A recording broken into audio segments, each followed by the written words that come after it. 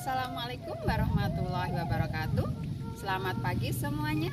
Perkenalkan, nama saya Lili Dwidayawati dengan nomor NIM 858898451. Pokjar Umbul Sari untuk Universitas Terbuka UPPJJ Jember. Hari ini saya akan menjalankan tugas tentang pengembangan praktek komputer dalam kegiatan anak usia dini yang dipandu oleh Bapak Dr. Atan Pramana MPD. Assalamualaikum warahmatullahi wabarakatuh. Apa kabar anak-anak semuanya? Alhamdulillah ya.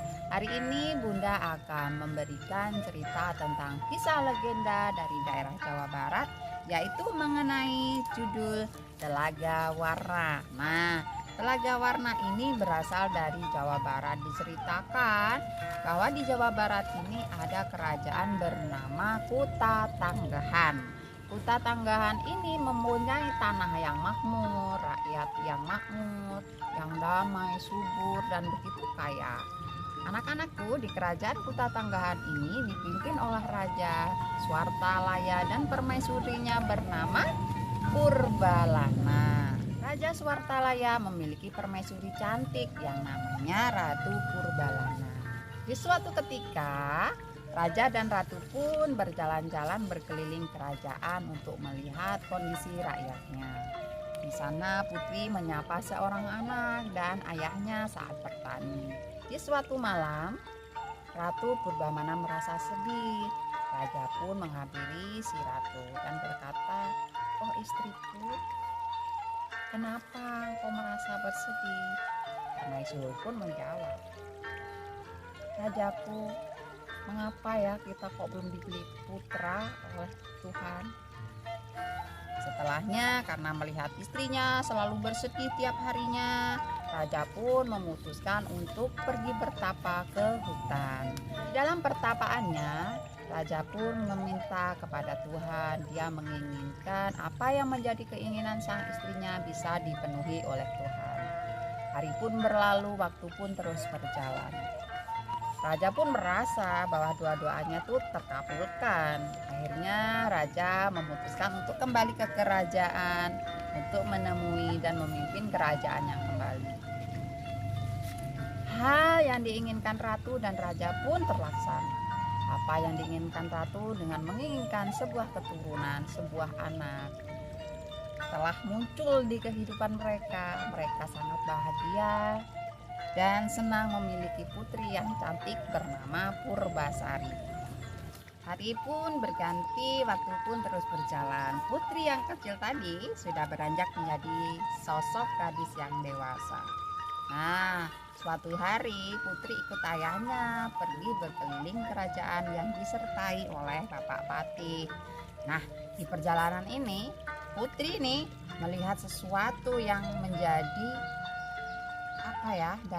daya tarik dia. Putri menginginkan hal tersebut. Tanpa tunggu waktu yang lama, Putri pun meminta kepada sang ayah dengan mengucapkan, "Ayah, aku ingin itu, belikan dong ayah." Ayah pun di sini melihat apa yang diinginkan Putri. Nah, yang diinginkan Putri ternyata adalah seekor kuda. Ayah pun berkata sama si Putri, "Nak, itu kan sudah ada di kerajaan, kenapa harus beli lagi?" Patih pun berkata, "Iya Putri, kita sudah punya banyak loh di kerajaan." Apa yang terjadi anak-anak? Ya, Putri ini mengelak, katanya, "Enggak, aku ingin itu ayah, pokoknya aku ingin itu, kita harus bawa pulang." Karena melihat keinginan Putri yang gigih dan tak mau pantang menyerah, akhirnya pun ayah membelikan apa yang menjadi keinginan Putri. Ternyata yang dibeli Putri, yang diinginkan Putri adalah seekor kuda. Iya, akhirnya kuda pun dibeli dan dibawa pulang ke kerajaan. Ya, hari yang ditunggu sudah datang. Putri ternyata mau ulang tahun nih hari ini. Patih pun mengumumkan ke alun-alun kerajaan yang dihadiri oleh rakyat Kuta Tanggahan. Mendengar pengumuman yang Patih sampaikan, Waduh, waduh, waduh, waduh. Sini, sini semua rakyatku. Ada pengumuman. Besok Putri akan ulang tahun. Diharapkan seluruh warga masyarakat kerajaan berkumpul di dalam kerajaan untuk bersama-sama merayakan ulang tahun Putri yang ke-17. Jangan lupa ya bawa hadiah. Rakyat pun yang mendengar hal tersebut merasa bahagia karena secara tidak langsung mereka diundang untuk merayakan hari ulang tahun putri tercinta mereka. Hadiah datang silih berganti. Raja pun memutuskan untuk menyimpan semua hadiah tersebut di dalam lemari. Raja pun meminta pendapat kepada permaisuri tentang permata yang ditunjukkannya. Permaisuri pun menjawab, "Ayahanda, bagus sekali permatamu itu," kata Prabu berkata. "Iya permaisuriku, ini akan kupersembahkan untuk putri tercinta kita. Besok aku akan pergi ke tukang pahat kalung atau pahat emas." Nah, esoknya raja pun pergi ke rumah tukang pahat permata. Disinilah raja berpesan kepada si tukang pahat, "Bapak-bapak, tolong ya permata merah ini kamu jadikan sebuah kalung perhiasan untuk putri tercintaku." Hari yang dinanti pun tiba. Perayaan ulang tahun putri di alun-alun istana, persiapannya sudah matang anak-anak. Nah, di sini ada pentas yang digunakan raja dan ratu dan putri untuk memperlihatkan kebahagiaan mereka kepada rakyat Kuta Kanggahan. Nah, anak-anak bisa terlihat ya di sini ya. Putri menyampaikan salam kepada rakyatnya dengan berkata, "Hai, hai, hai." Hiruk pikuk pun terjadi, rakyat pun berteriak, "Putri, putri." Mereka bangga loh melihat putrinya, ternyata putri itu cantik. Dengan sapaan putri yang disampaikan tadi, masyarakat merasa senang. "Woi, putriku kok cantik ya, kok mau ya nyapa aku," seperti itu. Nah, setelah itu raja memberikan hadiahnya kepada sang putri, yaitu berupa kalung yang sudah diambil dari tukang pahat tadi anak-anak. Nah, kalung pun diberikan kepada sang putri dengan berkata, "Anakku, terimalah hadiah dari ayah ini." Putri pun melihat, "Kok jelek sih ya, aku gak suka." Ekspresinya putri seperti itu ya anak-anak. Iya. Karena putri merasa nggak suka, dia berkata, "Ayah ini apa ini kekecilan ayah, aku nggak suka, nggak pantas buat aku." Putri pun membuang hadiah yang diberikan ayah dan ibunya, dilemparnya secara jauh.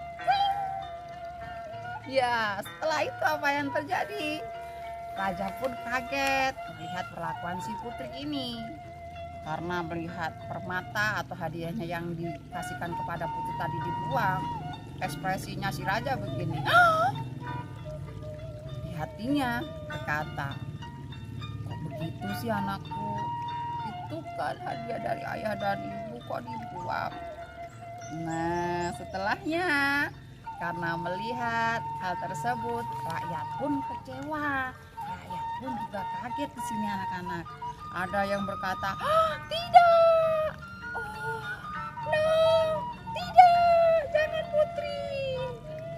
Putri pun tidak mendengar apa keluhan si rakyatnya. Ratu pun sudah merasa kaget melihat perlakuan dan tindakan putri tentang perhiasan yang diberikan orang tuanya dibuang begitu saja. Perhiasannya pun jatuh dan pecah. Ratu pun yang melihatnya kaget. Setelah itu ratu pun menangis. Nangisnya gimana coba?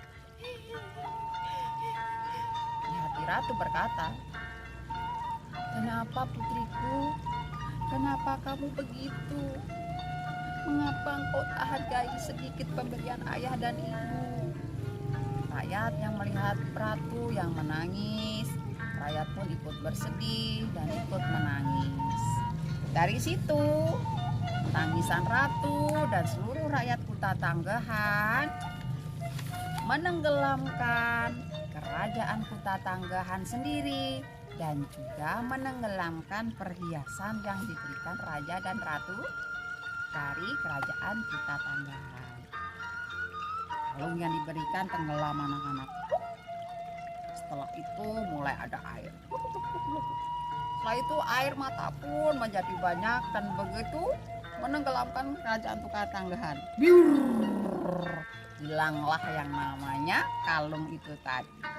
Lama dari tenggelamnya kerajaan dan kalung tersebut terbentuklah yang namanya lembah Telaga Warna. Loh, telaganya berwarna loh. Berasal dari mana telaganya tadi? Berasal dari tangisan rakyat dan batu Tukatanggahan. Berwarna-warni telaganya, ada biru, ada merah, ada kuning, seperti itu. Oke anak-anakku sekalian, dari apa yang Bunda sampaikan tentang cerita Telaga Warna, coba anak-anak Bunda ingin tahu apa sih makna atau pesan moral yang disampaikan? Iya, pesan moral yang disampaikan yaitu yang pertama, satu, kita sebagai anak harus menghormati kedua orang tua. Yang kedua, harus menyayangi kedua orang tua. Yang ketiga, harus saling membantu satu sama lain dalam keluarga. Apapun pemberian dari seseorang, baik pun itu keluarga, saudara ataupun teman, besar, kecil, jelek, bagus, kita tidak boleh mengucapkan ataupun membuang dengan seenaknya ya. Kita tetap harus mengucapkan terima kasih. Anak-anakku sekalian, mungkin cerita dari Bunda sekian dulu. Besok nanti lusa Bunda akan sambung lagi dengan cerita yang baru. Terima kasih anak-anak. Sekian dari Bunda. Assalamualaikum warahmatullahi wabarakatuh. See you, bye-bye.